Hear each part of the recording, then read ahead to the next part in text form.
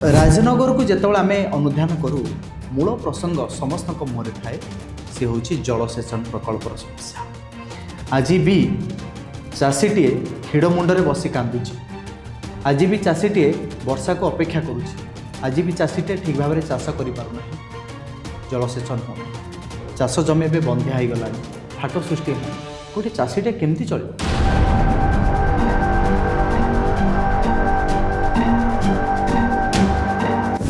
सरकार ए दिगरे कौन पदक्षेप नौ जदि गोटे प्रतिशत लेखा प्रति वर्ष जलसेचन करा जाता हुए तो आज राजनगर जलसेचन हार कौटी आसी था। ये प्रसंग आप विशेष मत कौन रखिए आपड़ ये पॉडकास्ट स्पष्ट भाव कहे कि जितेबाला आपण सीधा सड़क प्रतिनिधित्व कर सुजोग मिल आप से समस्या प्रति आग ध्यान देवे। मु प्रतिश्रुतिबद्ध राजनगरवासी कि पट्टामुंडी आउ राजनगर हूँ पानी पाइप मिस्त्री बा पानी पाइप लेबर मानकर हूँ हब। प्रति वर्ष जो मैंने बाहर को खटिवाई जाती मत लगे से बचापी जाऊँ किछि क्षण बचापी परिवार साथे जोड़ी होगापी किंतु शेष में रोजगार फेरुनी टंका फेरुनी डेड बॉडी फेरुछि। कॉलेज रे पढ़ुथिला बेले ललित भाई सेकेंड ईयर प्रेसिडेंट इलेक्शन में जीते ठीक तो सेतबेलू तांको मन भितर राजनीति प्रति स्पृहा जागृत है से मत भी भविष्य में करार अच्छे मुझे बुझापी चाहूँ आपण को जितेबाला आपण कांधरे शासन भार रही गुणाधिक अच्छी आपण कौ विशेष जिनस ध्यान देवाई चाहिए स्पष्ट मत रखिए दुई तीन प्रासंगिकता उत्तर कौ कौ जिनस प्रति आप ध्यान देवाई चाहिए से जिनस को संपूर्ण भाव पुनरुद्धार करने चाहिए आउ समाज सेवा हिसाब से जिनसटी ललित भाई पछरे गोटे स्ट्रंग एविडेंस ही रहिबो कि तांको पॉलिटिकल कैरियर भितर तीनोटी जिनिस। नमस्कार ओपन वॉइस रो आउ एक खास एपिसोड को स्वागत करुछि मु सौदागर। विशिष्ट दार्शनिक प्लाटो एवं अरिस्टोटल को मतरे समाज पाई विकसित हेउथिबा एवं समाजर विकास पाई प्रचलित नीति नियम निष्पत्ति एवं शासनर कला आउ विज्ञान हेउछि राजनीति। वर्तमान समय अनेक युवपीढ़ी एवं राजनीति मुहा आसवा भी स्वाभाविक कह जाइछि कि युवपीढ़ी कांधरे राज्य एवं देशर भविष्यत देशर विकास निर्भर करुछि। ए प्रसंग रे बेसी कथा बापाई मो सहित उपस्थित अछंती राजनगर बीजेपी विधायक प्रार्थी बीजेपी नेता जड़े समाज सेवक हिसाब से निजको प्रतिपादित करने सहित अनेक युवपीढ़ी से बाट तैयारी करुछंती। राजनीतिर बैकग्राउंड न आसिले मध्य जड़े राजनीति को आसीपर लोकों सहित जोड़ी हो पार।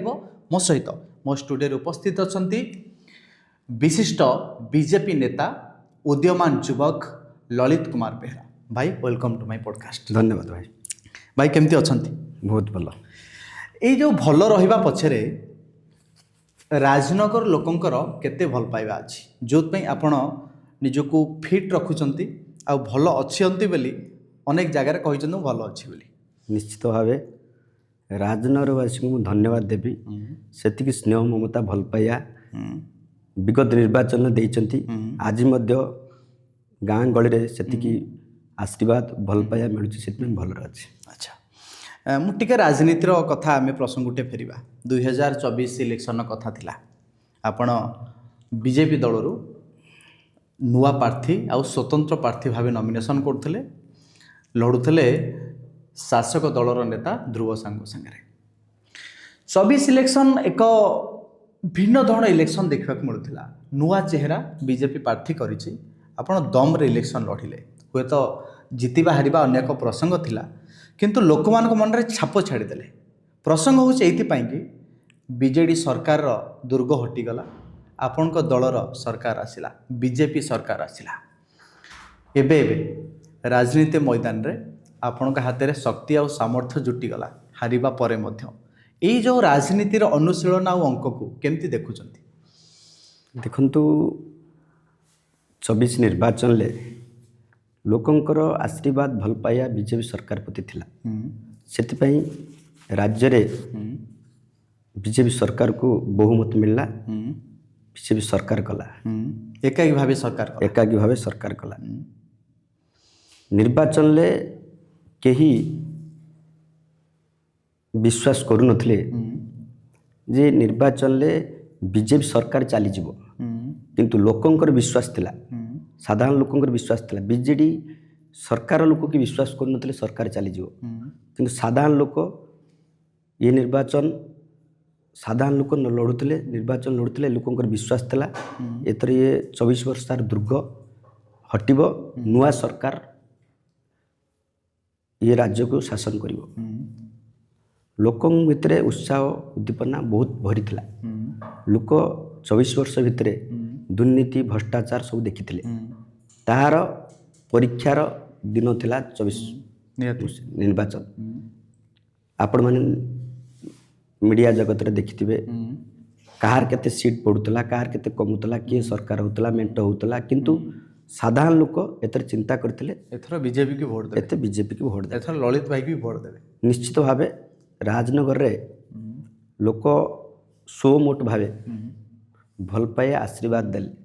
କାହିଁକି ମୁଁ ଏତିକି କହିବି, ନିର୍ବାଚନର ହାରିବା ଜିତିବା ଅଛି, ପରାଜୟ ନିଶ୍ଚିତ ଭାବେ ମୋତେ କିଛି ସମୟ ପାଇଁ ଦୁଃଖ ଦେଇପାରିଥାଏ, କିନ୍ତୁ ନିର୍ବାଚନ ବିଜେପି 19 ନିର୍ବାଚନରେ ଯେତେବେଳେ କଂଗ୍ରେସ ଆଉ ବିଜେଡ଼ି ମଧ୍ୟରେ ପ୍ରତିଦ୍ୱନ୍ଦିତା ହେଉଥିଲା, କଂଗ୍ରେସ 63,000 ଭୋଟ ପାଇଥିଲା, ବିଜେଡ଼ି ସରକାର ଥିଲା, ସରକାର ଜିତିଥିଲା। କିନ୍ତୁ ସରକାର 24 ବର୍ଷ ସରକାର ମାଧ୍ୟମରେ ଆପଣମାନେ ଦେଖିଥିବେ ରାଜନଗରରେ ଗୋଟେ ରାଜନୀତିକ ମହଲ ପରିବର୍ତ୍ତନ ହେଲା। ଯେଉଁ ବିଧାୟକ ପ୍ରାର୍ଥୀ ଥିଲେ ଏବଂ ଯିଏ 35 ବର୍ଷ ଶାସନରେ ଥିଲେ, 35 ବର୍ଷ ବାପା ଶାସନ କରିଥିଲା, ତାଙ୍କ ବଡ଼ ଭାଇ ଶାସନ କଲା ଅଂଶୁମାନ ଭାଇ ସାଂସଦ ପ୍ରାର୍ଥୀ ଥିଲେ, ସେ ରାଜନଗରରୁ ପ୍ରାର୍ଥୀ ଥିଲେ। ବିଗତ 1914 ମସିହାରୁ 19 ମସିହା ପର୍ଯ୍ୟନ୍ତ ସେ ବିଧାୟକ ଥିଲେ। ଦୁଇ ଜଣ ମିଶିଗଲେ, ଲୋକଙ୍କର ଭଲ ପାଇବା କ'ଣ କାହା ପ୍ରତି ଥିଲା ସେଟା ନିର୍ବାଚନ ଜଣାପଡ଼ିଲା। କିନ୍ତୁ ଦୁଇ ଜଣ ପ୍ରତିଦ୍ୱନ୍ଦ୍ୱୀ ଗୋଟିଏ ପଟରେ ମିଶିକି ନିର୍ବାଚନ ଲଢ଼ିଲେ। ଲୋକଙ୍କର ଏତେ ଭଲ ପାଇବା ଆଶୀର୍ବାଦ ମୁଁ କେବେ ଅନୁଭବ କରୁନଥିଲି। ମୁଁ ନିର୍ବାଚନ ନବାଗତ ଥିଲି, ବହୁତ ପଞ୍ଚାୟତ ବି ସମୟ ନଥିଲା ମୋର କ୍ୟାମ୍ପେନିଂ କରିବା ପାଇଁ, କିନ୍ତୁ ଲୋକଙ୍କର ଗୋଟେ ଲକ୍ଷ୍ୟ ଥିଲା ଯେ ଇଏ ଯୁବକ ଆସିଛି ରାଜନୀତି କରିବା ପାଇଁ, ଇଏ କେଉଁ ରାଜନୈତିକ ପରିବାରରୁ ଆସିନି, ଲୋକ ବିଜେପିକି ଏଥର ସୋମୋଟ କେନ୍ଦ୍ର ସରକାର ଆସିବ, ଏଥର ନିଶ୍ଚିତ ଭାବେ ଓଡ଼ିଶାରେ ସରକାର କରିବ। ସେହି ସମୟରେ ଏ ପ୍ରକାର ରାଜନୀତି ବାଇଟ୍ ପ୍ରତିକ୍ରିୟା ଆମେ ସୋସିଆଲ ମିଡ଼ିଆରେ ଦେଖୁଥିଲୁ। ନୂଆ ପ୍ରାର୍ଥୀ ଯେତେବେଳେ ସେ ସୋସିଆଲ ମିଡ଼ିଆରେ ଆସି କହୁଛନ୍ତି, ବାଇଟ୍ ଦେଉଛନ୍ତି, ମୋ ପଛରେ ରାଜନୀତି ପରିବାର ନାହିଁ, ମୋ ରାଜନୀତି ବ୍ୟାକଗ୍ରାଉଣ୍ଡରୁ ଆସିନାହିଁ, ଆପଣଙ୍କ ପରିବାରରୁ ଆସିଛି, ଏକ୍ଜାକ୍ଟ ବାଇଟ୍ ଯାହା ମୋର ମନେ ପଡ଼ୁଛି, ଆପଣଙ୍କ ପରିବାରରୁ ଆସିଛି, ଆପଣଙ୍କ ସହିତ ମୁଁ ଅଛି, ମୁଁ ଭାବୁଛି ଆପଣଙ୍କର ଆଶୀର୍ବାଦ ମିଳିବ, ଆପଣ ମୋତେ ଜିତେଇବେ। ଏ ପ୍ରକାର ବାଇଟ୍ ଆପଣ ସେ ସମୟରେ ଦେଉଥିଲେ। ଯଥାସମ୍ଭବ ଲୋକମାନଙ୍କର ଭଲ ପାଇବା ଆପଣ ସାଉଁଟିଛନ୍ତି। ହାରିବାର ଦୁଃଖ ଯଦିଓ ଥିଲା, କିନ୍ତୁ ଏବେ ଆପଣ ଖୁସି ଅଛନ୍ତି ଏଇଥିପାଇଁ କି ବିଜେପି ସରକାର ଅଛି। ଏବେ ଆପଣ କୁହାଯାଉଛି ରାଜନଗରର ଆପଣ ହେଉଛନ୍ତି ଏବେ କରିତ୍କର୍ମା ନେତା। ଦେଖନ୍ତୁ ମୁଁ କାହିଁକି କହିଲି ସେତେବେଳେ, ମୁଁ ଆପଣ ପରିବାରର ପୁଅ, ମୁଁ ସେତେବେଳେ ଏଇଥିପାଇଁ କହୁଥିଲି ମୁଁ ରାଜନୈତିକ ପରିବାରରୁ ଆସିନାହିଁ, ଠିକ୍ ଏଇଥିପାଇଁ କହୁଥିଲି। ତାହା ଭୋଟର ପରିଣତ ହେଲା, ଲୋକ ବୁଝିଲେ। ଲୋକ 26,000ରୁ 63,000 ଭୋଟ ପାଖାପାଖି ଭୋଟ ଦେଲେ। ସେତିକି ଭଲ ପାଇବା ଆଶୀର୍ବାଦ ନଥିଲେ, ଯେ ନବାଗତ ପ୍ରାର୍ଥୀ କି ପୁଅ ବୋଲି ଭାବିଥିଲେ, ସେଠି ପୁଅ ବୋଲି ଭାବିଥିଲେ ବୋଲି କେହି କିଛି ଭାବି ନପାରି ଇଏ ଚିହ୍ନିଛି ନ ଚିହ୍ନିଛନ୍ତି, ଇଏ ପିଲା ଆସିଛି ଯୁବକ ରାଜନୀତି କରିବା ପାଇଁ, ଇଏ ବିଜେପି ଭଳିଆ ଦଳରେ ଇଏ ରାଜନୀତି କରୁଛି ମାନେ ନିଶ୍ଚିତ ଭାବେ ବିଜେପି ଯାହାକୁ ପ୍ରାର୍ଥୀ କରେ ଭାବିଚିନ୍ତି କି ପ୍ରାର୍ଥୀ କରି ନିଶ୍ଚିତ ଭାବେ ଭଲ ହେଇଥିବ, ଇଏ ଆମ ଏରିଆର ପୁଅ, ସେଥିପାଇଁ ନିଶ୍ଚିତ ଭାବେ ଆଶୀର୍ବାଦ ଆପଣମାନେ ଦେଖିଥିବେ। ଦୁଇ ଜଣଙ୍କ ମିଶିବା ଏବଂ ଦୁଇ ଜଣ ବରିଷ୍ଠ ନେତା, ଜଣେ ବରିଷ୍ଠ ସ୍ୱର୍ଗତ ନଳିନୀ ବାବୁଙ୍କ ପୁଅ ଅଂଶୁମାନ ଭାଇ ଲଢ଼ୁଥିଲେ ଏବଂ ଯିଏ ବିଧାୟକ ବର୍ତ୍ତମାନ ଅଛନ୍ତି, ଷ୍ଟାଣ୍ଡିଂ ବିଧାୟକ ଅଛନ୍ତି सी भी बहुत वर्ष धरी राजनीति करिसेंती राजनीति बहुत पाखरु देखिसेंती निश्चय दुई जनक राजनीतिक कैरियर भितर दुई जन एका संगर थाई मध्य एते लोकंकर भल पाया आशीर्वाद थिले समस्त आजिर दिन भी आश्चर्य जदि मते किछि समय आगुरु टिकट डिक्लेयर करा जाई था टिकेट डिक्लेयर करा जाई थांता निश्चित भावे राजनगरवासी आशीर्वाद देथिले आ सफल होइतांते राजनगर रे निश्चित भावे विजय होइतांते। ओके मु जो प्रसंग भाई मु आलोचना करिया पई चाहूची आपण राजनीति फैमिली आसी नांती मु टिके बुझिया पई चाहिबी आपण को हिसाब रे राजनीतिर परिभाषा कोन हे पारे? निश्चित भावे राजनीतिक गोटे युवक हो गोटे व्यक्ति हो जी भी जो व्यक्ति राजनीति के आसियो किछि उच्च आशा एवं लोकों सेवा मनोवृत्ति लोकों को जी भी राजनीति के आसुथाओ युवक हो राजनीतिक फैमिली हो सेवा मनोवृत्ति रे जदि राजनीति की युवपीढ़ी हो किंबा समाजसेवी हो राजनीति के आसंती मो मो व्यक्तिगत मत राजनीति रे परिभाषा होची लोकों को मन को जिणिबा लोकंकर जहा आवश्यकता अछि तांको जदि पूर्ण करि पाइलो तांको जदि सफल करि पाइलो तांकर जे आशा अछि तांको जदि सब अंश तो पूर्ण करि हबो नाही किंतु लोकंक शक्ति रे रहिले तमे हार जीती थाई पारे राजनीति रे किंतु लोकंक मन भीतर रहबा नेता हाई रहबा राजनीति रो जेते समय पे आपण राजनीति करे लोकंक मन रे ही तमे राजनीति रहि पारे।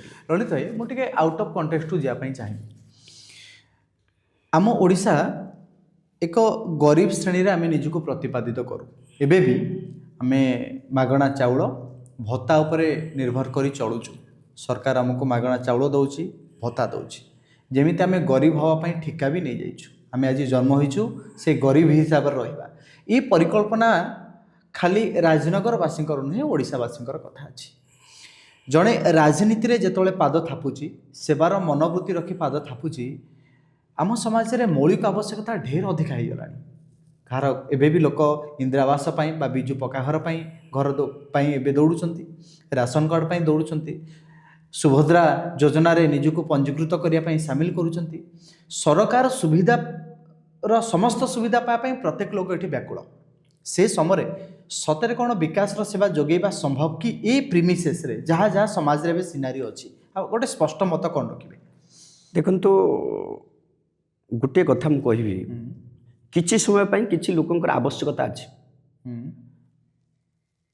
जो 2 टंकिया चावल कथा को किछि समय पई थिला आवश्यकता थिला किंतु सा संपूर्ण भावे सबुदिन पई एटा ठीक नुह आमे यशस्वी प्रधानमंत्री आज जो स्वप्न देखिचंती विकसित भारत विकसित ओडिशा तार विजन थिला जे लोकों को मागणा देले भी किछि आगु को जाई परिबने किंतु तळ स्तर रे किछि लोकंकर आवश्यकता अछि मागणा नबा पई निश्चित आवश्यकता संपूर्ण भावे आमे आकु काटि दे परिबा नै ओके जे ये किछि लोक आवश्यकता विकास ही विकास कले लोक डेभलप हेबे तल स्तर विकास कले विकसित गाँ विकसित पंचायत विकसित निर्वाचन भली विकसित ओडिशा हवा पाई किछि लोकंक विकसित करबा पड़िबो निश्चित भावे किंतु किछि लोकंक आवश्यकता अछि आपण जा कहउचंती जे 2 टंकिया चावल राशन कार्ड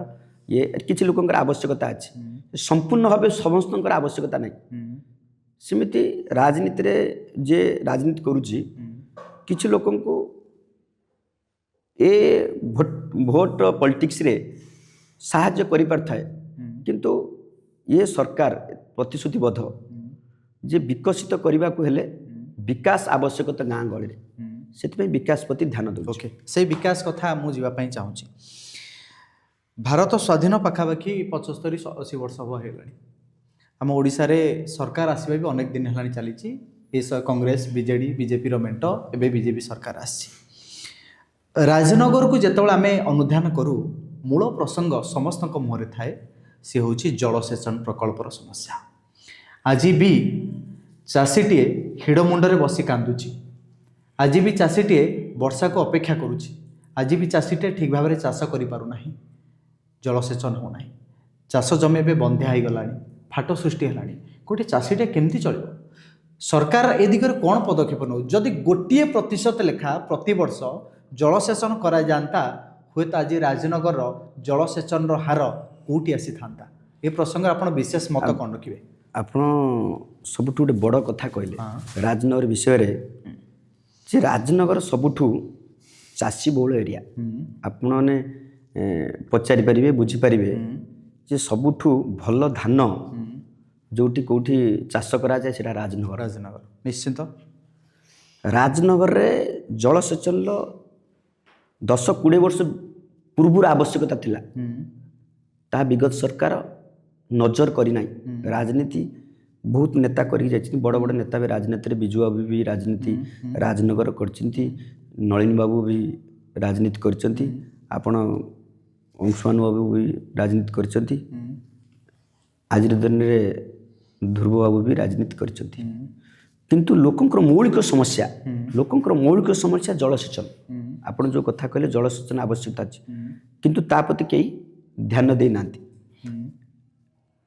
आपण जानिथिबे आम सरकार जलसेचन प्रति कोल्ड स्टोर प्रति सबुठू बेसी इंपोर्टेंट होची चाषी प्रति आपण जानिथिबे धानर मूल्य वर्धित मंडी धान किपरि भाबे बढ़ा जाएंगी 3200 टंका करागला देखंतु चाषी प्रति ये सरकार ध्यान अच्छी चाषी केमिति डेभलप करेंगे चाष केमिति बढ़िबो चाष बढ़िले निश्चित भाव मु तो कहबी जे ओडिशार कौन इंडस्ट्री बढ़िले लोक धनी हो जाती मु तो कहबी कौन विकास काम को हेले चाषर विकास आवश्यकता अच्छी बड़ प्रसंग उठे आपड़ ये पॉडकास्ट स्पष्ट भाव कहे कि जितेबाला आपण सीधा सड़क प्रतिनिधित्व कर सुजोग मिल आप से समस्या प्रति आग ध्यान देवे मु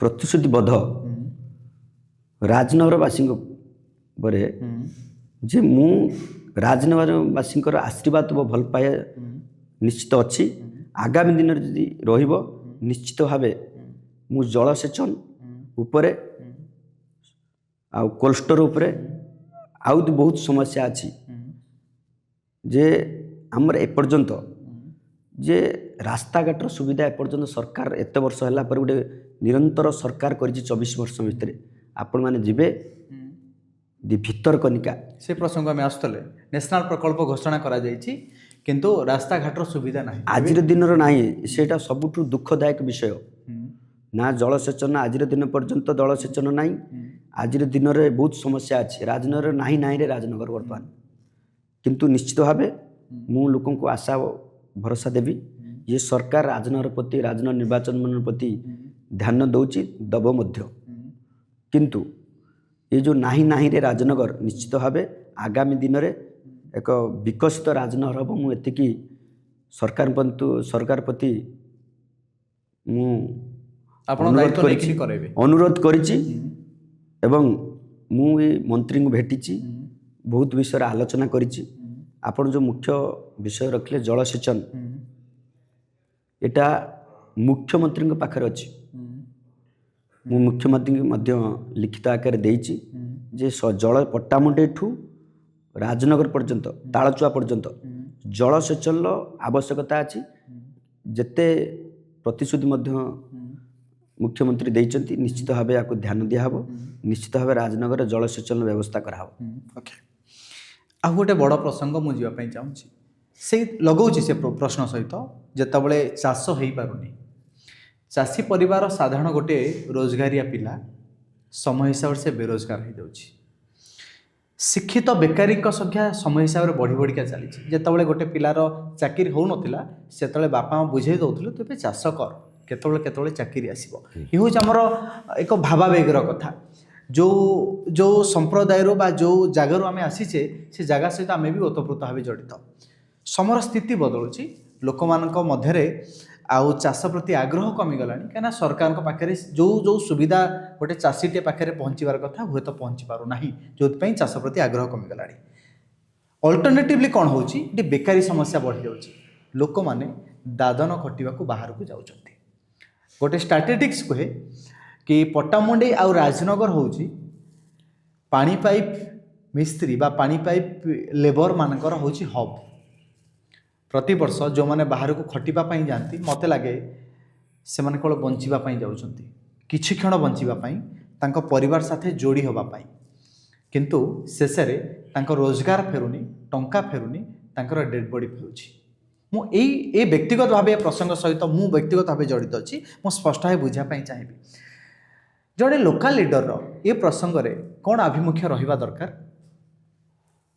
निश्चित भाव गोटे स्वागत योग्य कथा भाई आप मो मनर कथा को आप कहले, थैंक यू।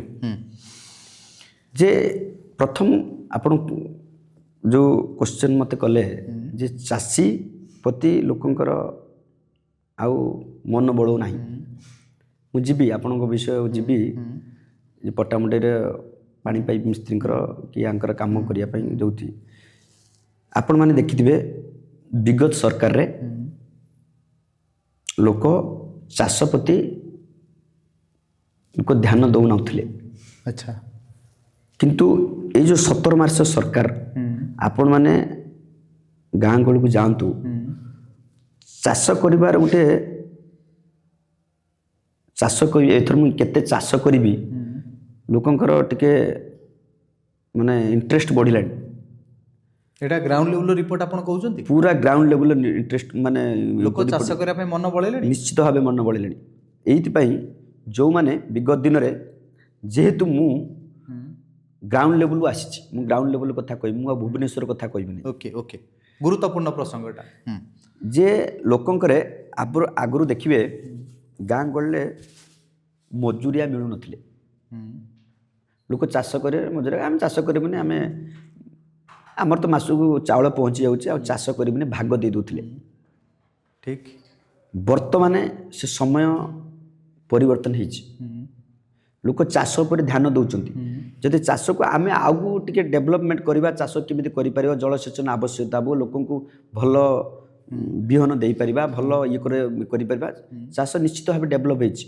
जो परिमाण होबा कथा है नहीं एटा निश्चित सत्य, किंतु आजिर दिन में गाँ गहली जातु आ पड़िया बिल ना यारी 15 मास 17 मास दी आर क्रॉप जाइथिला ए क्रॉप रे कथा मु कहूँ ये तो गोटे क्रॉप चाष उपकूल ओडिशा रे मु पश्चिम ओडिशा कथा कहबे ओके मु उपकूल ओडिशा कथा जेहेतु मु गोटे चाषी फैमिली रू बिलंग्स करुछि।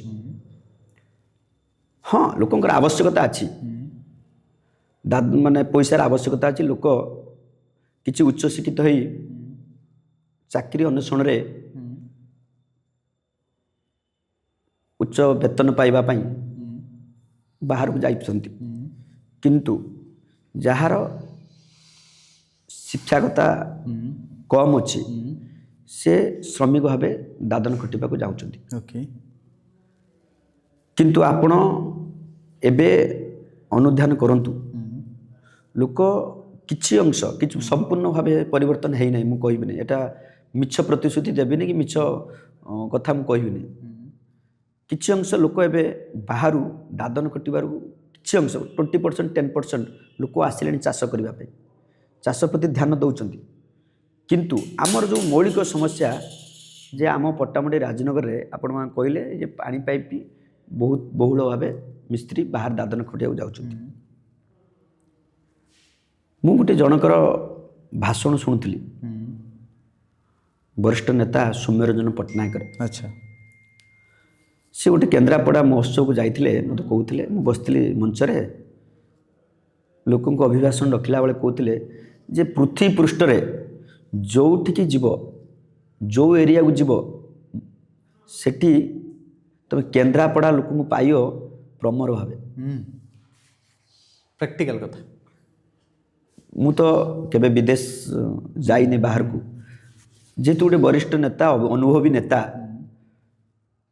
यह सत्य मु बहु लोक देखी भारतवर्ष भितर देखी बेंगलोर हो चेन्नई हो बहुत लोक आम पट्टामुंडई आम राजनगर लोक जोटी थी प्लम्बर माने राजनगर रे पट्टामुंडेर लोक बोधे बांग्लोर पाखापाखि 20,000 लोक अच्छा प्लम्बर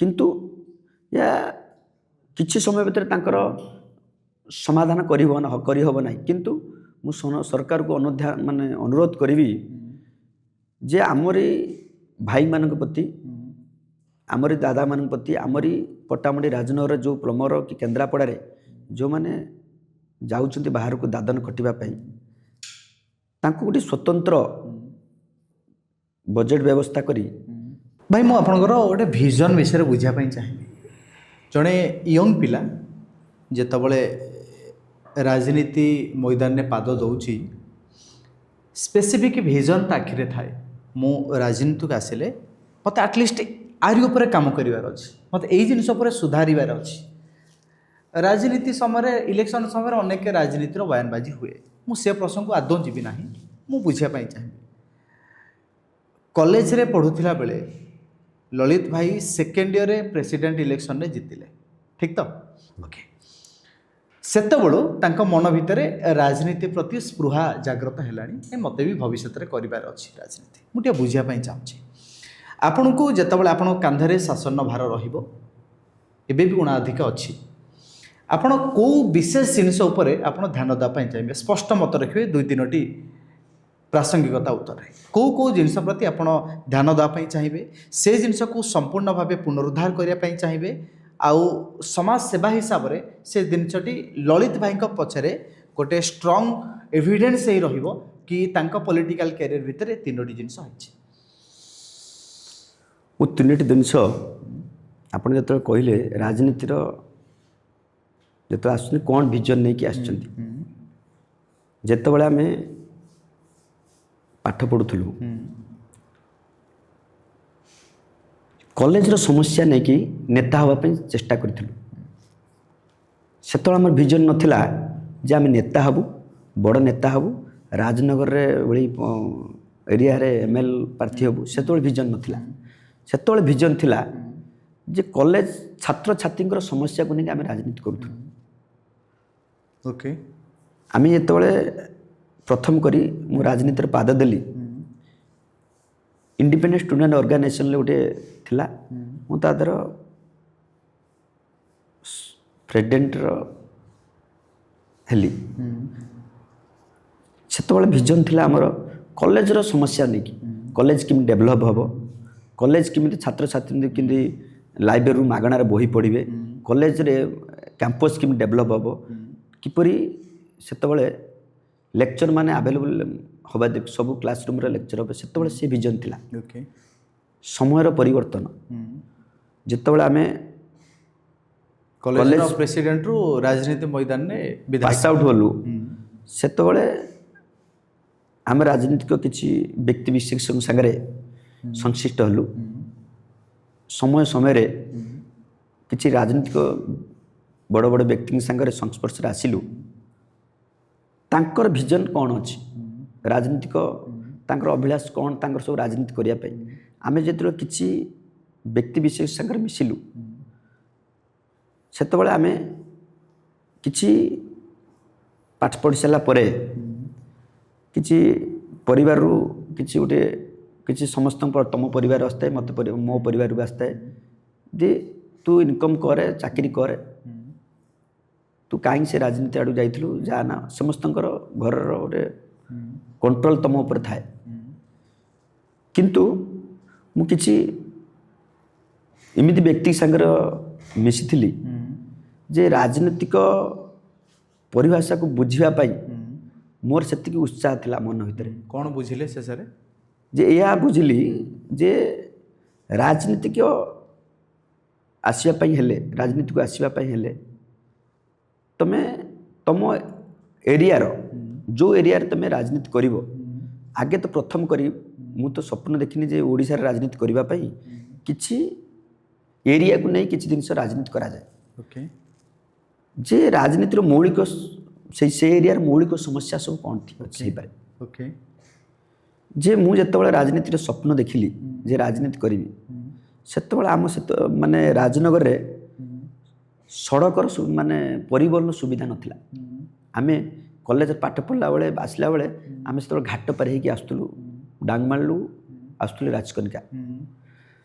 ପରିବହନର କିଛି ସୁବିଧା ନଥିଲା। ଆମେ ଧୀରେ ଧୀରେ ରାଜନୀତି ସମସ୍ତଙ୍କ ମନରେ ଗୋଟେ ଲକ୍ଷ୍ୟ ଥାଏ ରାଜନୀତି କରିବା ପାଇଁ ଗୋଟେ ଲକ୍ଷ୍ୟ ନେଇକି ରାଜନୀତି କରାଯାଏ। ରାଜନୀତି ଯେଉଁମାନେ କୁହନ୍ତି ଯେ ମୁଁ ଆସିଲି ମୁଁ ଲୋକଙ୍କ ସେବା କରିବା ପାଇଁ, କିଛି ଅଂଶରେ ଲୋକଙ୍କ କଥା ସତ୍ୟ ହୋଇପାରେ। ମୋ କଥାରେ ମୋର ମତାମତ କିଛି ଗୋଟେ ଲକ୍ଷ୍ୟ ପାଇଁ ହେଲେ ଗୋଟେ ଏରିଆର ସମସ୍ୟା ନେଇକି ଆଗେ ଲକ୍ଷ୍ୟ କରାଯାଏ। ମୁଁ ଏହା ସ୍ୱପ୍ନ ଦେଖିଥିଲି ଯେ ଆମ ଏରିଆରେ କିଛି ନିର୍ଦ୍ଦିଷ୍ଟ ଏରିଆ ପାଇଁ ଯେ ସେଠି ସ୍ୱାସ୍ଥ୍ୟ କିପରି ଭଲ ରହିବ, ପରିବହନ କେମିତି ଲୋକ ଯାତାୟାତ ଗମନାଗମନ କେମିତି ଭଲରେ କରିପାରିବେ ଏବଂ ଶିକ୍ଷାର କିପରି ମାନେ ମୁଁ ଗୋଟେ ସ୍ପେସିଫିକ୍ ଏରିଆ ନେଇକି ଚିନ୍ତା କରିଥିଲି। ମୁଁ ରାଜନଗର ନିର୍ବାଚନ ମଣ୍ଡଳୀ ନେଇକି ସେତେବେଳେ ଚିନ୍ତା କରିନଥିଲି ଯେ ଆମ ଏରିଆରେ ଶିକ୍ଷାର କେମିତି ଡେଭଲପ୍ ହେବ। ଏଠି କୌଣସି କଲେଜ ନାହିଁ, କୌଣସି ମେଡ଼ିକାଲର ଡକ୍ଟର ନାହାନ୍ତି, କୌଣସି ଗମନାଗମନ ସୁବିଧା ନାହିଁ। ସେ ଲକ୍ଷ୍ୟ ନେଇକି ଆମେ ରାଜନୀତିକି ଆସିଥିଲୁ। ଓକେ, ଏବେ କ'ଣ ଦେଖୁଛନ୍ତି? ଏବେ ସିନାରିଓରେ କ'ଣ ଭାବୁଛନ୍ତି? ଏବେ ସିନାରିଓରେ ସେତେବେଳେ ସ୍ପେସିଫିକ୍ ଏରିଆକୁ ନେଇକି ରାଜନୀତି କରୁଥିଲୁ। ଏବେ ସମ୍ପୂର୍ଣ୍ଣ ଭାବେ ଦେଖିଲା ବେଳକୁ ସେଇ ସବୁ ସମସ୍ୟା ଗୋଟେ ନିର୍ବାଚନ ମଣ୍ଡଳୀ ସାରା ଅଛି। ଏତେ ବର୍ଷ ସରକାର ପରେ ବି ତା ସମାଧାନ ହେଇପାରିଲା ନାହିଁ। ସେଇ ଶିକ୍ଷାର ଆଜିର ଦିନର କେଉଁଠି ଛାତ୍ରରୁ ପାଣି ଗଡ଼ିଲାଣି, ସେଇ କେଉଁଠି ଆଭେଲେବୁଲ୍ ଏପର୍ଯ୍ୟନ୍ତ ଶିକ୍ଷକ ହେଇପାରୁନାହାନ୍ତି, ମେଡ଼ିକାଲରେ ଡକ୍ଟର ନାହିଁ, ଗମନାଗମନ ସୁବିଧା ଆଜିର ଦିନରେ ବି ଗୋଟେ ଏତେ ତଳ ସ୍ତରକୁ ଯାଇକି ତ କହିହେବ ନାହିଁ। ଆଜିର ଦିନରେ ବି ଡେଲିଭରି ପେସେଣ୍ଟ ଜଲ୍ଦି କେମିତି ଯାଇକି ମେଡ଼ିକାଲରେ ପହଞ୍ଚି ପାରିବ ସେ ବି ପହଞ୍ଚି ପାରୁନି। ଅବଶ୍ୟ 17 ମାସ ସରକାର ଭିତରେ ସମ୍ପୂର୍ଣ୍ଣ ଭାବେ ମୁଁ ତ କହିବିନି ସଫଳ ହେଇଛି ବୋଲି, ପରିବର୍ତ୍ତନ ହେଇଛି। ଶିକ୍ଷାରେ ଆପଣମାନେ ଲକ୍ଷ୍ୟ କରିବେ ଏବେ ଶିକ୍ଷକ ନିଯୁକ୍ତି ହେଲା, କିଛି ଅଂଶରେ ସମ୍ପୂର୍ଣ୍ଣ ହେଇଛି କିନ୍ତୁ ପୁରା ଭାବେ ସମ୍ପୂର୍ଣ୍ଣ ହେଇନାହିଁ। ଆଜିର ଦିନରେ ଯେଉଁ CSC ଯାଅ, ଯେଉଁ ଏଠି ମେଡ଼ିକାଲ ଯାଅ, ଆଜିର ଦିନ ପର୍ଯ୍ୟନ୍ତ କମ୍ପାଉଣ୍ଡର ଡକ୍ଟର କାମ କରୁଛି। ତାହା ପ୍ରତି ଧ୍ୟାନ ଦେଇକି କିଛି କିଛି ଏରିଆରେ ଡକ୍ଟର ରହିଲେଣି। ଆଜି ବି ସେଇ ସମସ୍ୟା ଚାଲିଛି।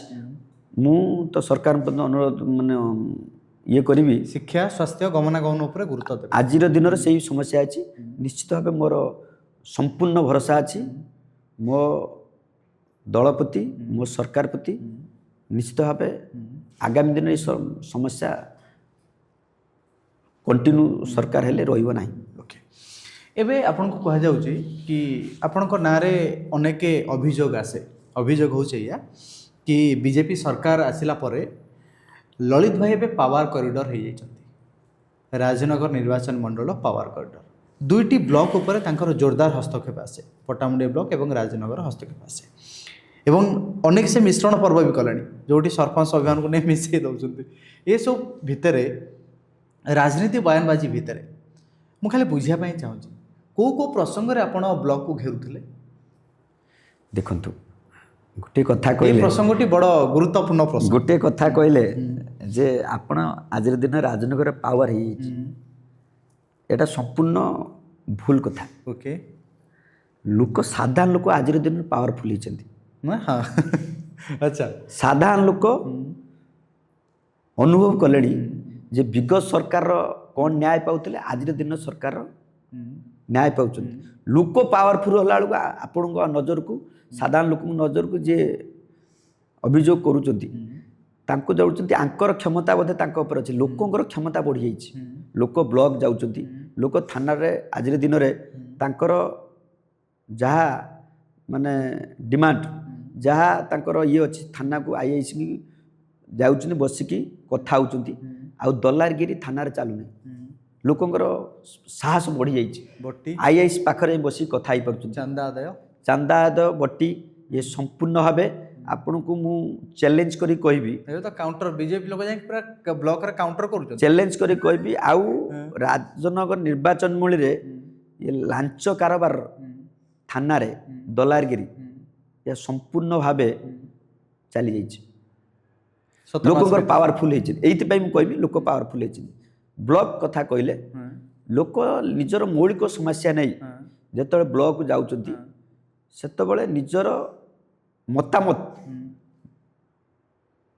ବ୍ଲକ ପାଖକୁ ଯାଇକି ବିଡିଓଙ୍କୁ ଭେଟୁଛନ୍ତି ସିଧାସଳଖେ ବିଡିଓଙ୍କୁ ପଚାରୁଛନ୍ତି ଲୋକଙ୍କ ସମସ୍ୟା ସମାଧାନ ହେଉଛି ସେଥିପାଇଁ ଲୋକ ପାୱାରଫୁଲ ହେଇଯାଇଛନ୍ତି କିନ୍ତୁ ଆପଣ ଅଛନ୍ତି ନିଶ୍ଚିତ ଭାବେ ସରକାରର ପ୍ରତିନିଧି ଯେହେତୁ ମୁଁ ଦଳର ଆମ ସରକାର ଆଜି ଓଡ଼ିଶାର ସରକାର ଇଏ କରିଛି ଯେହେତୁ ମୁଁ ତାର ପ୍ରାର୍ଥୀ ଥିଲି ନିଶ୍ଚିତ ଭାବେ ଲୋକଙ୍କର ପାୱାର ତ ମୋ ଉପରେ ଲାଗିବ ନା ଲୋକଙ୍କର ସାହସ ମୋ ଉପରେ ଲାଗିବ ନା ଲୋକଙ୍କୁ ସେତିକି ମୁଁ ଭରସା ଦେବି ନା ଆମ ସରକାର କାମ କରୁଛି ଆମ ସରକାର ଇଏ କରୁଛି ସେଥିପାଇଁ ଆପଣମାନଙ୍କୁ ଲାଗୁଥାଇପାରେ ମୁଁ ପାୱାରଫୁଲ ସାଧାରଣ ଲୋକ ରାଜନଗରବାସୀ ବର୍ତ୍ତମାନ ପାୱାରଫୁଲ ଅଛନ୍ତି ବଡ଼ କଥାଟି କହିଲେ ତାହେଲେ ଲଳିତ ଭାଇଙ୍କ ବୁଝାବଣାରେ ବା ତାଙ୍କର ଚେଷ୍ଟାରେ ରାଜନଗର କ'ଣ ଏନ୍ଏସି ହେବ ନା ପଟ୍ଟାମୁଣ୍ଡାଇ ସବ୍ ଡିଭିଜନ୍ ହେବ ସେ ପ୍ରସଙ୍ଗ ଟିକେ ସ୍ପଷ୍ଟ ମତ ରଖିବେ କାହିଁକି ହେଇପାରିଲାନି ହେଉନାହିଁ ମୁଁ ଦୁଇଟି କଥା କହିବି ଆପଣଙ୍କୁ ପଟ୍ଟାମୁଣ୍ଡିର ବଡ଼ ସମସ୍ୟା ସବ୍ ଡିଭିଜନର ସମସ୍ୟା ବିଗତ ସରକାରରେ ବହୁବାର ଆନ୍ଦୋଳନ ହେଇଛି ବହୁବାର ପତ୍ର ମାନେ ପେପର କାଗଜରେ ବାହାରିଛି ବହୁ ଲୋକ ଆନ୍ଦୋଳନ କରିଛନ୍ତି ସଠିକ ଢଙ୍ଗରେ ସରକାର ପାଖରେ ପହଞ୍ଚି ପାରିନି ତାକୁ ପହଞ୍ଚେଇବାର ଯାହାର ମାଧ୍ୟମ ଥିଲା ଯିଏ ପହଞ୍ଚେଇଥାନ୍ତା ତାକୁ ପହଞ୍ଚେଇ ପାରି ନାହାନ୍ତି ମୁଁ ଏତିକି ପ୍ରତିଶ୍ରୁତି ଦେବି ଯେ ଏ ସରକାର ନିଶ୍ଚିତ ଭାବେ ତାକୁ ଅନୁଧ୍ୟାନ କରୁଛନ୍ତି ନିଶ୍ଚିତ ଭାବେ ତାକୁ ଯାହା ପଟ୍ଟାମୁଣ୍ଡାଇବାସୀଙ୍କର ସବ୍ ଡିଭିଜନର ଡିମାଣ୍ଡ ଅଛି ମୁଁ ଭାବୁଛି ଆଶା ରଖୁଛି ସରକାର ତାକୁ ପୂରଣ କରିବେ 24 ବର୍ଷ ସରକାର କରିପାରିଲେନି 24 ବର୍ଷର ସରକାର ସଠିକ ଢଙ୍ଗରେ ଉପସ୍ଥାପନ କରିନାହାନ୍ତି ଓକେ କୁହାଯାଉଥିଲା ଅତୀତ ଦିନରେ କେନ୍ଦ୍ରାପଡ଼ା ହେଉଛି ମନ୍ତ୍ରୀପଡ଼ା ଖାଲି ମନ୍ତ୍ରୀ ହେଉଥିଲେ ଯିଏ ଜିତୁଥିଲା ସିଏ ମନ୍ତ୍ରୀ ହେଉଥିଲେ ସେତେବେଳେ ଏସବୁ ହେଇପାରିଲାନି ମୁଁ ବୁଝିବା ପାଇଁ ଚାହୁଁଛି ଲଳିତ ଭାଇ ନୂଆ ନୂଆ ରାଜନୀତିରେ ପାଦ ଦେଲେ ମୁଁ ନୂଆ ଶବ୍ଦ ଆଉ ଲଗାଉନାହିଁ ନୂଆ ଶବ୍ଦଟା ବହୁତ ପୁରୁଣା ବି ହେଇଯିବ ନୂଆ ଶବ୍ଦଟା ଲଗାଇବା ରାଜନୀତି ମଇଦାନରେ ପାଦ ଦେବା ଏଇଭଳି ବିରାଟ ବଡ଼ ପ୍ରସଙ୍ଗରେ ସ୍ପଷ୍ଟ ମତ ରଖିବା ଏକ ରାଜନୀତି ୱାଇନବାଜି ହେଇଯିବନି ତ ଭବିଷ୍ୟତ ପାଇଁ ଦେଖନ୍ତୁ ରାଜନୀତିରେ ଆପଣ ମୋତେ ପ୍ରଥମ କହିଲେ ରାଜନୈତିକ ପରିଭାଷା କ'ଣ ତ ଆପଣଙ୍କ ଲକ୍ଷ୍ୟରେ ରାଜନୈତିକ ଲୋକଙ୍କ ସମସ୍ୟାକୁ କହିବେ କେତେ ଦୂର ସମ୍ପୂର୍ଣ୍ଣ ହେବ ନ ହେବ ତାହାର ଦାୟିତ୍ୱ ଯିଏ ଯେଉଁ ପ୍ରକାର ମନ୍ତବ୍ୟ ରଖିବ ତାକୁ ସମ୍ପୂର୍ଣ୍ଣ କରିବା ଦାୟିତ୍ୱ ତାପରେ ନିର୍ଭର କରେ ଆପଣ ଯେଉଁ ସମସ୍ୟା କହିଲେ ପଟ୍ଟାମୁଣ୍ଡାଇ ଆଉ ରାଜନଗରରେ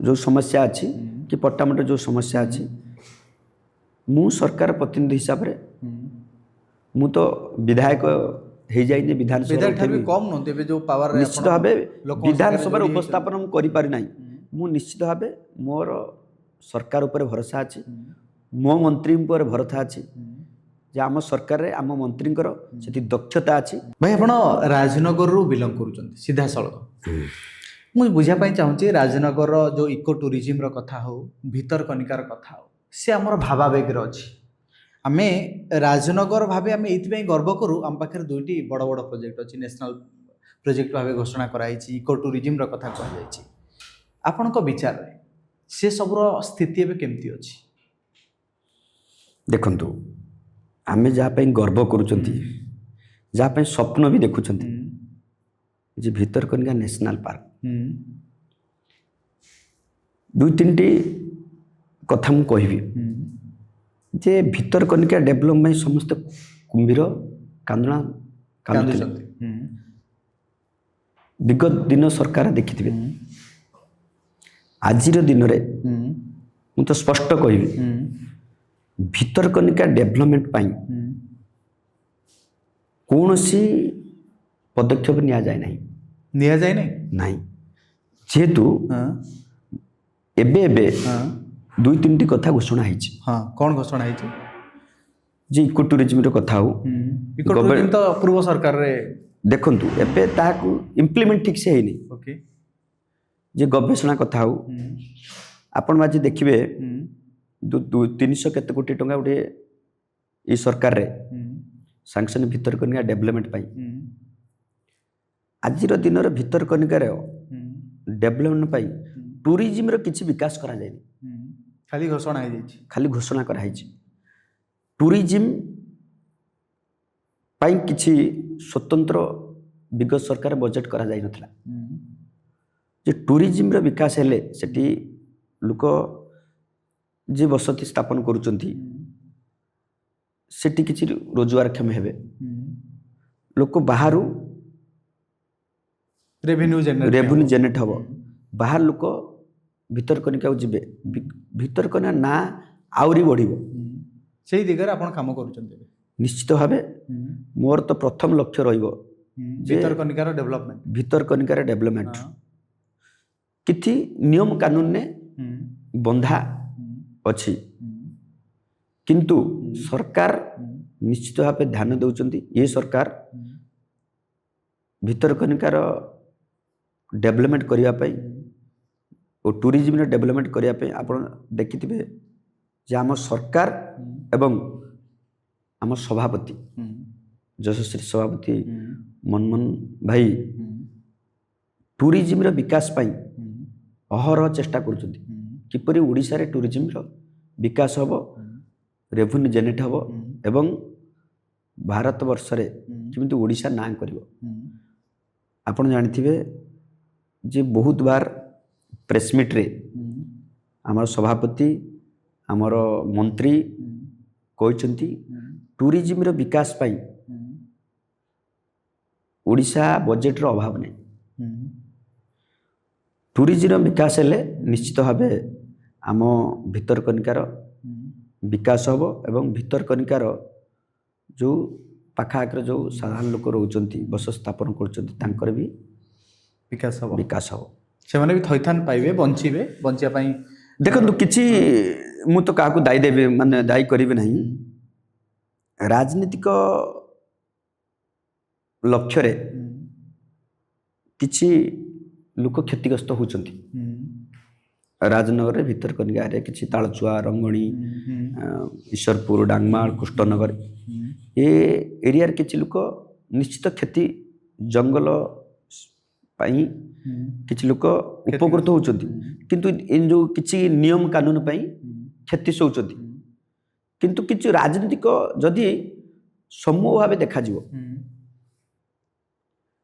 ଲୋକଙ୍କର ଡେଭଲପମେଣ୍ଟ ସହିତ ଭିତରକନିକା ଡେଭଲପ ହେବା ଆବଶ୍ୟକତା ଅଛି। ଲୋକ ସେଠି ବସତି ସ୍ଥାପନ କରୁଥିଲେ, କିନ୍ତୁ କିଛି ନିୟମ କାନୁନରେ ବନ୍ଧା ବର୍ତ୍ତମାନ ସେଞ୍ଚୁରୀ ଏରିଆ ଡିକ୍ଲେୟାର ହେଇଛି। କିନ୍ତୁ ସରକାର ବି ଟୁରିଜିମର ବିକାଶ କରିବା ପାଇଁ ଏବଂ କିଛି ଲୋକଙ୍କର ସାଧାରଣ ଲୋକଙ୍କର ଯଦି ବସତି ସ୍ଥାପନ କରୁଛନ୍ତି ତାଙ୍କର ଡେଭଲପ କରିବା ପାଇଁ ସରକାର ବି ଚିନ୍ତା କରୁଛନ୍ତି। ଯଦି ଏ କଥାକୁ ନ କରାଯିବ, ଖାଲି ଜଙ୍ଗଲର ଭିତରକନିକାକୁ ଡେଭଲପମେଣ୍ଟ କରାଯିବ, ସାଧାରଣ ଲୋକଙ୍କର ନ କାରଣ ସେଠି ବିକାଶ ହେଇପାରିବ।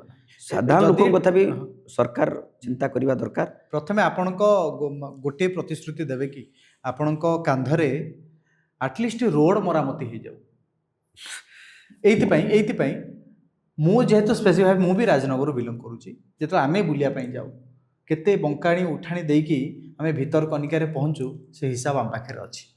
କେବେ କେବେ ଲାଗୁଛି ଟାୟାର ପମ୍ପଚର ହେଇଯିବ କି, ଆମେ ଏଇଠି ରହିଯିବା କି, ସେଠି ଠିକ୍ ଭାବେ ହୋଟେଲ ନାହିଁ, ଲୋକମାନେ ଠିକ୍ ଭାବେ ଖାଇବା ପାଇଁ ପାଉନାହାନ୍ତି ସେଠି, ଏ ପ୍ରକାର ସମସ୍ୟା ଭିତରେ କିନ୍ତୁ ନ୍ୟାସନାଲ ପାର୍କ ଆଟଲିଷ୍ଟ ଆପଣ ଏଇ କମିଟମେଣ୍ଟ ରଖିବେ କି ଲୋକଙ୍କ ଆଗରେ ଆପଣଙ୍କ କାନ୍ଧରେ ରାସ୍ତା ମରାମତି ହେଇଯାଉ, ଗୋଟେ ସୁନ୍ଦର ରାସ୍ତାଟିଏ ତିଆରି ହେଇଯାଉ। ନିଶ୍ଚିତ ଭାବେ ମୁଁ ତ କହିଲି ପରିବହନର ନିତ୍ୟାନ୍ତ ଆବଶ୍ୟକତା ଅଛି। ଯେ ଭିତରକନିକା ନ୍ୟାସନାଲ ପାର୍କ ସେଠି ବହୁ ଦୂରରୁ ଲୋକ ଆସୁଛନ୍ତି, ବହୁତ ବାହାର ଲୋକ ବି ଆସୁଛନ୍ତି ସେଠି।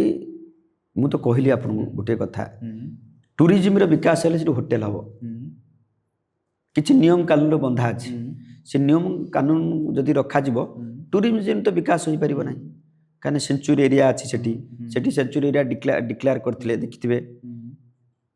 ଯଦି ସେ ନିୟମକୁ ଲାଗୁ କରିବା ସହିତ କିଛି ଓଡ଼ିଶା ଗଭର୍ଣ୍ଣମେଣ୍ଟ କିଛି ଟୁରିଜିମର ବିକାଶ କରିବା ପାଇଁ ହୋଟେଲ, ଯେମିତି ଆପଣ ଦେଖିଥିବେ କେନ୍ଦ୍ରାପଡ଼ାରେ ଗୋଟେ ହୋଟେଲ, ବଡ଼ ହୋଟେଲ କରାଗଲା।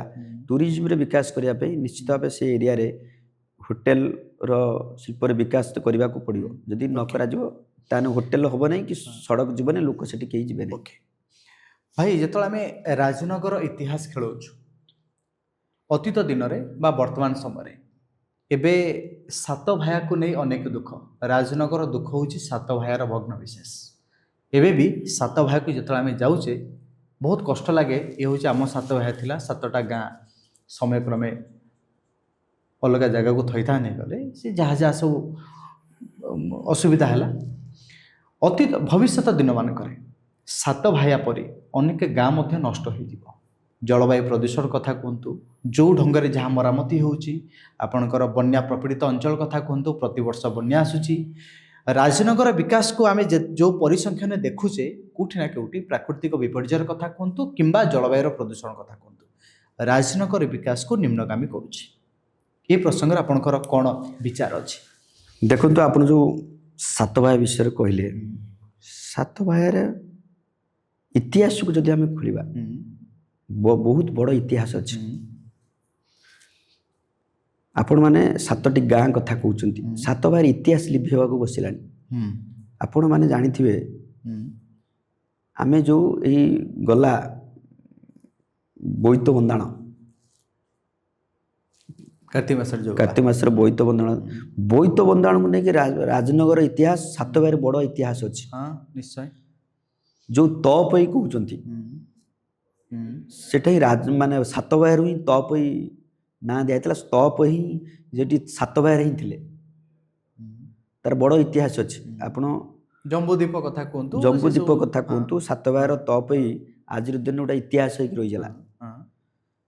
ହଁ, କିଛିଟା ଅଂଶରେ ସରକାର, ମୁଁ ତ କହିବିନି ଟୋଟାଲ ତାଙ୍କୁ ଅଣଦେଖା କରିଛନ୍ତି ବିଗତ ସରକାର। କିଛିଟା ଅଂଶରେ ଲୋକଙ୍କୁ ଥଇଥାନ କରିବା ପାଇଁ ତାଙ୍କୁ ଅଲଗା ଜାଗାକୁ ସ୍ଥାନାନ୍ତରିତ କରାଯାଇଛି। କିନ୍ତୁ ଯେଉଁ ଲୋକ ସ୍ଥାନାନ୍ତରିତ ହେଇଛନ୍ତି, କିଛିଟା ଅଂଶରେ ତାଙ୍କୁ ପଟ୍ଟା ପ୍ରଦାନ କରାଯାଇଛି, ଆଉ କିଛିଟା ଅଂଶରେ ଲୋକଙ୍କୁ ପଟ୍ଟା ପ୍ରଦାନ କରାଯାଇଛି। ସେ ସବୁ ଠିକ୍। ଆଗାମୀ ଦିନରେ ଯେଉଁ ନଷ୍ଟ ହେବା ପାଇଁ ଯାଉଛି, ସେ ସମ୍ପର୍କରେ ଆପଣଙ୍କର ବିଚାର କ'ଣ? କ'ଣ ସବୁ ଯୋଜନା ମନରେ ଅଛି? ସାତ ଭାୟା କଥା କହିଲେ, ମୁଁ ସାତ ଭାୟା କଥାକୁ ଆହୁରି କଥା ରଖିଲି। ସେଠି ଆମେ ଯେତେବେଳେ ପିଲାବେଳେ ଯାଉଥିଲୁ, ବହୁତ ଦୂରରେ ସମୁଦ୍ର ଥିଲା। ସମୟର ପରିବର୍ତ୍ତନ, ସମୟର ମୌସୁମୀର ପରିବର୍ତ୍ତନ, ତା ଧୀରେ ଧୀରେ ଏବେ ସମୁଦ୍ର ଘର ବାହୁଡ଼ା ହେଲାଣି। ତାକୁ ସରକାର ଅନୁଧ୍ୟାନ କରୁଛନ୍ତି, ସରକାର ସେ ପ୍ରତି ଧ୍ୟାନ ବି ଅଛି। ଆପଣ ବନ୍ଧ ନିର୍ମାଣ ହେଉଛୁ। ଆପଣ ମୋହନ ବାବୁଙ୍କର ଭାରି ପ୍ରିୟ, ସମସ୍ତେ ବାୟନବାଜି ଦିଅନ୍ତି। ସେ ତାଙ୍କର ପ୍ରିୟ ବୋଲି ତାଙ୍କୁ ରାଜନଗର ଭଳି ଜାଗାରୁ ଟିକେଟ୍ଟି ଦେଲେ, ରାଜନଗର ଦାୟିତ୍ୱ ନେବା ପାଇଁ କହିଲେ। ସେଇ ସମ୍ପର୍କଟା କେମିତି, କେତେ ପ୍ରିୟ? ନାଇଁ, এটা କାହାର ନଜର କ'ଣ ଥାଇପାରେ, ମୁଁ ତ ସେ ବ୍ୟକ୍ତିଗତ ସ୍ତରକୁ ଯାଇକି କହିବି ନାହିଁ। ମୁଁ ଯେତେବେଳେ ମନମୋହନଙ୍କ ସଂସ୍ପର୍ଶରେ ଆସିଥିଲି, ଗୋଟେ ଭଲ ବ୍ୟକ୍ତି ହିସାବରେ ଆସିଥିଲି, ଭଲ ରାଜନୀତି ହିସାବରେ ଆସିନଥିଲି ତାଙ୍କ ପାଖକୁ। ଭଲ ବ୍ୟକ୍ତି ହିସାବରେ ଜାଣିଥିଲି। ମନମୋହନ ସାମଲ ଜଣେ ଭଲ ବ୍ୟକ୍ତି। ମନମୋହନ ସାମଲ ନିଶ୍ଚିତ ଭାବେ ଜଣେ ଭଲ ବ୍ୟକ୍ତି। ଆଉ ତାଙ୍କ କତର ବହୁତ ଶିକ୍ଷଣୀୟ ବିଷୟ ଅଛି। ତାଙ୍କର ଧୈର୍ଯ୍ୟ, ମୁଁ ରାଜନୀତିର ଆଜି ଦିନ ପର୍ଯ୍ୟନ୍ତ ଯେତିକି ଦିନ ଲୋକଙ୍କ ସାଙ୍ଗରେ ମିଶିଲି, ତାଙ୍କ ଧୈର୍ଯ୍ୟ କାହା ପାଖରେ ତମେ ପାଇବ ନାହିଁ। ମୁଁ ଯେତେଦିନ ତାଙ୍କ ସାଙ୍ଗରେ ମିଶିଲିଣି, 14 ମସିହାରୁ 24 ମସିହା, 10 ବର୍ଷ, ମୁଁ ଜଣେ ଭଲ ବ୍ୟକ୍ତି ହିସାବରେ ତାଙ୍କ ସାଙ୍ଗରେ ମିଶିଥିଲି।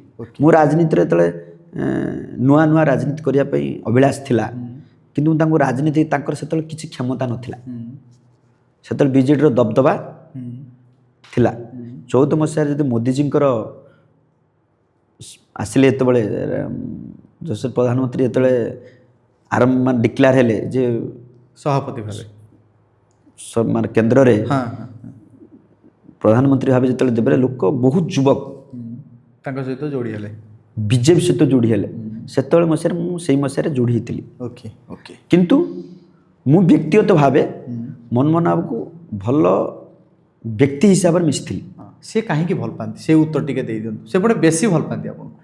ଦେଖନ୍ତୁ, ତାଙ୍କର ବେଶୀ କମ୍ର ପରିମାପଟା ତାଙ୍କ ପାଖରୁ ପାଇବେ। ମୁଁ ତାଙ୍କ ସାଙ୍ଗରେ ମିଶିଥିଲି, ଯେହେତୁ ମୁଁ ରାଜକନିକାରେ ମୋ ରାଜନୀତି କ୍ୟାରିୟର ଆରମ୍ଭ କରିଥିଲି ଏବଂ ଛୋଟ ମୋଟ ବେପାର ପତ୍ର କରୁଥିଲି। ତାଙ୍କ ଏରିଆରେ ମୋର ସହିତ ବହୁ ଲୋକ ଯୋଡ଼ିଥିଲେ। ଆଚ୍ଛା, ତାଙ୍କ ଏରିଆର ଲୋକ। ଚାନ୍ଦବାଲରେ କିଛି ଲୋକ ମୋ ସହିତ ଯୋଡ଼ି ହେଇକି ଥିଲେ। ଓକେ।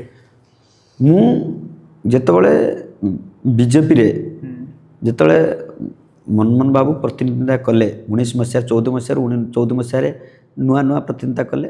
19 ମସିହା ଯେତେବେଳେ ପ୍ରତିନିଧିତ୍ୱ କଲେ, ହଁ କିଛି ଲୋକଙ୍କୁ ଆକୃଷ୍ଟ କରିଥିଲି ବିଜେପି ପ୍ରତିକି କରିବା ପାଇଁ। ସେ ମୋତେ ତାଙ୍କର ଯେ ମୋ ରାଜନୀତି କ୍ୟାରିୟର ଦେଖିଥିଲେ, ସେ ଦେଖିଲେ ଇଏ ପିଲା ମାନେ ନିଜେ କିଛି କରିବାକୁ ଚାହୁଁଛି, ଆଉ ନିଜେ ଏ ଏରିଆର ଏଷ୍ଟାବ୍ଲିଶ ବିଜନେସ୍ କରିକି ଛୋଟ ମୋଟ ବିଜନେସ୍ କରି ଏଷ୍ଟାବ୍ଲିଶ ହେବାକୁ ଚାହିଁଛି। ସେ ଅନୁପାତରେ ସେ ତାଙ୍କ ସହିତ ମୋର ଭରସା ଜିତିଗଲେ। ତାଙ୍କ ସହିତ ମୁଁ ବେଶୀ ମାନେ ନିବିଡ଼ତା ବଢ଼ିଥିଲା। 19 ମସିହାରେ ତାଙ୍କ ସହିତ ମୁଁ କାମ କରିଥିଲି। କିନ୍ତୁ ରାଜନୀତିକ ମୋର ଯେତିକି ଅଭିଳାଷ ନଥିଲା ବିଜେପି ପ୍ରତି କାମ କରିବା ସତ୍ୟ, କିନ୍ତୁ ତାଙ୍କର ସେତେବେଳେ ଆମେ ଡାଇରେକ୍ଟ ପଲିଟିକ୍ସ କି କରୁନଥିଲୁ, ତାଙ୍କର ସହଯୋଗ କରୁଥିଲୁ। କିନ୍ତୁ ବ୍ୟକ୍ତି ବିଶେଷ ହିସାବରେ ମୁଁ ତାଙ୍କୁ ସଂସ୍ପର୍ଶରେ ଆସିଥିଲି। ରାଜନୀତିକ ଏଇଥିରେ ଆସି ସଭାପତି ହେବେ, ସେ ଆପଣଙ୍କୁ ସାହାଯ୍ୟ କରିବେ, ସେ ଇଏକୁ ଆସିନଥିଲା। ଆମେ ଟିକେ ରାପିଡ୍ ଫାୟାର ରାଉଣ୍ଡକୁ ଯିବା। ଭାବୁଛି ରାପିଡ୍ ଫାୟାର ରାଉଣ୍ଡରେ ଆପଣ ସତ କଥା ହିଁ କହିବେ, କ'ଣ ଭାବନ୍ତି? ଗୋଟେ କଥା ମୁଁ ରହିଗଲା ସେ ପିତା କହିବା ପାଇଁ। କମ୍ପ୍ଲିଟ୍ କରିଦିଅନ୍ତୁ। ଆମେ ରାପିଡ୍ ଫାୟାର ଯିବା। ଆପଣ ଯେଉଁ ଅଭିଯୋଗଟା ମୋ ଉପରେ ରଖିଲେ, ଯେ ଟିକଟର ତାଙ୍କର ଖାସ୍ ଲୋକ ବୋଲି ଟିକଟ ଦିଆଗଲା, ଇଏ ଲୋକଙ୍କର ପରସେପସନ୍। ପାର୍ଟି ତଳ ସ୍ତରରେ ସର୍ଭେ କରୁଥିଲା। ଆପଣ ବହୁତ ବଡ଼ ବଡ଼ ରାଜନେତା ଅଛନ୍ତି, ବହୁତ ରାଜନୈତିକ ବ୍ୟକ୍ତି ସଙ୍ଗେ ନଜରକୁ ଆସିଥିଲୁ। ଯେହେତୁ ଆମେ ନୂଆ ନୂଆ ରାଜନୀତିରେ ଯୁବ ମୋର୍ଚ୍ଚାରେ ମୋତେ ରାଜନୀତିକି ଆଣି ମୁଁ ମିଶିଥିଲି। ବିଜେପିର ଯୁବ ମୋର୍ଚ୍ଚାର ରାଜ୍ୟ କାର୍ଯ୍ୟକାରିଣୀ ଭାବେ ସଭାପତି ସେତେବେଳେ ଥିଲେ ଇରାଶିଷ ଆଚାର୍ଯ୍ୟ, ତାଙ୍କ ସାଙ୍ଗରେ କାମ କରୁଥିଲି। ସେତେବେଳେ ଗୋଟେ ଲକ୍ଷ୍ୟ ଥିଲା ଆମେ ରାଜନଗର ପ୍ରତିନିଧିତ୍ୱ କରିବା। ସେହି ଅନୁପାତରେ ଲୋକଙ୍କ ତଳସ୍ତର ସର୍ଭେ ହେଉଥିଲା। ସର୍ଭେ ଅନୁପାତରେ ଯେଉଁ ଏରିଆରେ ଓଡ଼ିଶା ସାରା ମୋର ତ ରାଜନୈତିକ ଯେତିକି ମୁଁ ଅନୁଧ୍ୟାନ କରିଛି, ବହୁତ ବଡ଼ ବଡ଼ ବ୍ୟକ୍ତି ବି ଟିକଟରୁ କଟି ଯାଇଛନ୍ତି। ମୁଁ ମୋ ଏଇ ଟିକଟ ବାବଦରେ ମୁଁ ଗୋଟିଏ କଥା ପଦେ ରଖିବି। ମୁଁ ସ୍ପଷ୍ଟ ଭାବେ କହିବି ଯେ ମନମୋହନ ବାବୁ କି ମନମୋହନ ଭାଇ କେବେ ମୋତେ କେବେ ପ୍ରତିଶ୍ରୁତି ଦେଇନଥିଲେ ଟିକେଟ୍ ମିଳିବ ବୋଲି ପ୍ରତିଶ୍ରୁତି। ଗୋଟେ ମୁଁ ଯାଇକି ଯେତେବେଳେ ଗୋଟେ ଇଣ୍ଟରେଷ୍ଟିଂ କଥା, ମୁଁ ଯେତେବେଳେ ମନମୋହନ ବାବୁଙ୍କୁ ଆସେ ଭେଟେ, ମୋତେ ପଦେ କଥା ସେ କୁହନ୍ତି, କେବେ ମୋତେ ପ୍ରତିଶ୍ରୁତି ଦେଇନଥିଲେ। ଏରିଆରେ କାମ କର, ଏରିଆ ଚାଲ। ଲୋକଙ୍କ ଆଗରେ ଆମେ ଯାଇକି ନମସ୍କାର ହେବାକୁ ବି ଖରାପ ଲାଗେ। ଯେତେବେଳେ ଯାଇକି ପହଞ୍ଚିବ ତ ଏଠି କ'ଣ ସବୁ କାମ, ତୁମେ ଏରିଆରେ ଚାଲ, ଏରିଆରେ ବୁଲାବୁଲି କରି, ଏଠି କିଛି କାମ ନାହିଁ। ସର୍ଭେ ହେଉଛି, ସର୍ଭେ ଅନୁପାତରେ ଯାହା ଟିକଟ ପାଇବ। ଯେତେବେଳେ ଟିକଟ ଡିକ୍ଲେୟାର ପ୍ରକ୍ରିୟା ଆରମ୍ଭ ହେଲା, ସେତେବେଳେ ଯେତେବେଳେ ଟିକଟ ଫାଷ୍ଟ ଫେଜ୍ରେ ଡିକ୍ଲେୟାର ହେଲା, ସେତେବେଳେ ଯେତେବେଳେ ଆମ ନାଁ ଆସିଲାନି, ସେତେବେଳେ ମୁଁ ବି ପଦେ ପଚାରିନାହାନ୍ତି ଆଉ କେବେ ପଚାରିନି। ଯେଉଁଦିନ ଡିକ୍ଲେୟାର ହେଲା ସେଦିନ ମୁଁ ଗୋଟିଏ ସମୟ ଥିଲା, ଗୋଟେ ଜାଗାକୁ ଯାଇଥିଲି। ରାତି 5ଟା 5:30 ଭୋର ଆସି ଘରେ ପହଞ୍ଚିଲି। ରାତି ଅନିଦ୍ରା ହେଇକି ଶୋଇଥିଲି। ଦିନ 10ଟା ବେଳେ ମୋବାଇଲ ସୁଇଚ୍ ଅଫ୍ କରିଥିଲି, ଫୋନ୍ ଆସିଲା ଯେ ତୁମେ ଟିକଟ ପାଇଛ।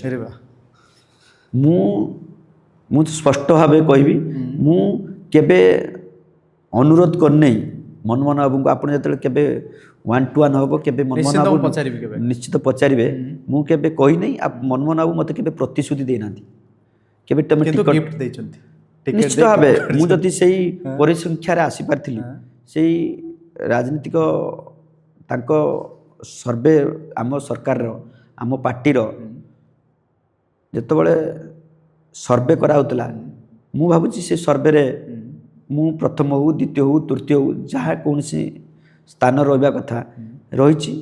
ଆଉ ମୁଁ ତ ସବୁଠୁ ଗୋଟିଏ टिकट डिक्लेयर होला परे मु आपन कहूची मु जणको भेटिथिली मु मनमोहन बाबू को भी भेटि नथिली काहको भेटितले मु ये सीक्रेट तो जानिबार अछि प्रिय मन टिकट पल्ला परे मु डिक्लेयर होला मीडिया रे प्रचार होला मु जणको भेटिथिली से मान्यवर सांसद बोंजंद भाई की रे वाह अच्छा हां मु जाई भेटली नमस्कार हेली मत कहले ललित तुमको चयन करागला टिकट पाई तुम जाओ एरिया रे काम करो एरिया रे बुलाबुली करो अच्छा मु सेति कदे जनक माने कथा आइतली टिकट पाइबा पूर्व कहा संग कथा आइ नथली मु टिकट पाइला पर जनक व्यक्ति कथा आइतली मानवर सांसद मते टोटल माने निर्वाचन परिया पर सांसद संगे मनमोहन बाबू संगे देखिनी कि भी टिकट पाया पूर्व टिकट पर भी देखा दर्शन हैनी अच्छा लोकंकर परसेप्शन कौन हो पारे मनमोहन बाबू संगे मु व्यक्ति विशेष राजनीति करे राजनीति न करे कि मनमोहन बाबू संगे तो मते के दूर दे परिबेनी मनमोहन से व्यक्तिगत संपर्क मु करि परिबे ओके ओके राजनीतिक परिसंख्या अलग कौन हो पारथाय ओके ग्राउंड जीरो रिपोर्ट आपन को टिकट देछि लोकंकर जो माने कथा को क्रिटिक करूचंती आपण सेठी गोटे स्पष्ट उत्तर मते ग्राउंड जीरो रिपोर्ट आपन को मु राजनीति रे जति संग तेंगे मिसिची भाई आपण गोटे स्पष्ट कहबी जे मनमोहन बाबू का को जीवन मना करंतनी किछि अच्छा समस्त पई हां तांको डिक्शनरी ना ना नहीं से समस्त को हां आपण गले भी हां कहबे मु गले भी हां कहबे मु गले भी हां कहबी टिकट आज्ञा दरकार हां दरकार ओडिशा सारा बहु आपण बहु राजनीति को भेटिए आ बहुत नेता को भेटिए टिकट जे पाई नांती जे टिकट पाई चंती काहा को ना कहि नांती से कहा को भी ना कहि नांती आपण जदी गोटे निर्वाचन मंडल 5 जण जिवे मनोहर बाबू कहे ठीक अछि आपण आछंती काम करछन तम बायोडाटा दियंतु आपण जांतु काम एरिया रे काम करन समस्त को कहिजन टिकट दमे लास्ट जे टिकट जण करे डिक्लेयर वे मनमोहन बाबू समस्त सुदंती मो निजर मु माने मु बहुत लोक कथा किंतु समस्त को कहते टिकट दे मु जदी सेही अनुपात रे तांको नजर थिमे जे मते कहिथिबे टिकट दवा पई लोक कहियार कोन तातर अछि गोटे बड़ सत्य गोटे रिभिल करिसंती आमे टिके शेष प्रक्रिया को जिबा गोटे रैपिड फायर मु आपन सहित खेलिया पई चाहिबी आपनकर प्रिय इराशिष आचार्य पई कोन कहबे फास्ट हम आपन काउंटर करले youth leader okay Manmohan Samal my God Mohan माझी मुख्यमंत्री लोकों को प्रिय मुख्यमंत्री मोर मध्य प्रिय मुख्यमंत्री सांसद बैजयंत पंडा केन्द्रापड़ावासी एवं मोर नेता धर्मेंद्र प्रधान पाई कौन कहबे ओडिशार आइडल शेष ललित बेहरा पाई कौन कहबे जन साधारण कार्यकर्ता दर्शक बंधु ए पॉलिटिकल इंटरव्यू रे आम तरफरु बा ओपन वॉइस रो गोटे चेष्टा थिला एक सकारात्मक दृष्टिकोण रे आपण को प्रतिपादित करेबो जड़े यंग पिला कहीं राजनीति को आसे क्यों विजन नहीं आसे राजनीति पछरे तांकर कौन स्वार्थ थाए ये तमाम प्रसंग जेतिकी गुरुत्वपूर्ण नथिला ताठर बेसी गुरुत्व थिला राजनगर राजनीति प्रसंग नाई नाई रे राजनगर प्रसंग एवं राजनगर को नहीं मोर गेस्ट कौन मत रखुचंती कौन चिंता करुचंती ताहा आगामी रणनीति बा आगामी समय रे आपण सूचना पाई परिबे जदि हमर ए पॉडकास्ट भलो लागिला हमर चैनल को लाइक शेयर एवं सब्सक्राइब करिवे।